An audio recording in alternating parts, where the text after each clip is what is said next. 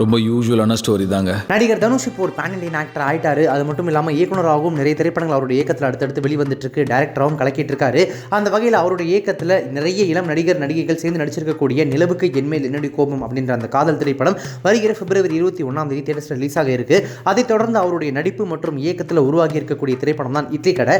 இந்த திரைப்படத்தில் தனுஷ்க்கு ஜோடியா நித்யா மேனன் நடிச்சிருக்காங்க. ராஜ்கிரண், அருண் விஜயன் ஒரு மிகப்பெரிய நட்சத்திர படமே நடிச்சிருக்காங்க. இந்த திரைப்படம் ஏப்ரல் 10 வெளியாகும் அப்படின்றத ஃபர்ஸ்ட் லுக் போஸ்டர்லேருந்து இப்போ வரைக்குமே வந்து படக்குழுவினர் மென்ஷன் பண்ணிட்டு இருந்திருக்காங்க. அதே நாளில் தான் ஆதிக் ரவிச்சந்திரனோட டைரக்ஷனில் அஜித் குமாரோட நடிப்பில் உருவாகி இருக்கக்கூடிய மிகப்பெரிய எதிர்பார்ப்பு உண்டு பண்ணியிருக்கக்கூடிய குட் பேட் அக்லி திரைப்படமும் ரிலீஸ் ஆக இருக்கு. உங்களுக்கு ரிலீஸ் ஆக இருந்த அந்த திரைப்படத்தினுடைய ரிலீஸ் டேட் விடாமுயற்சி படத்தினுடைய ரிலீஸ் டேட்னால தள்ளி போய் ஏப்ரல் 10 ஃபிக்ஸ் பண்ணியிருக்காங்க. கண்டிப்பாக அந்த டேட்டில் ரிலீஸ் ஆகிடும் அப்படின்றது உறுதியாகவும் சொல்லிட்டு இருக்காங்க. ஸோ அந்த வகையில் பார்க்கும்போது it's going to be Ajith Kumar versus Dhanush அல்லது good bad ugly versus Idli Kadai அப்படின்ற மாதிரிலாம் ரசிகர்கள் இப்போவே எக்ஸைட் ஆகிட்டு இருந்தாங்க.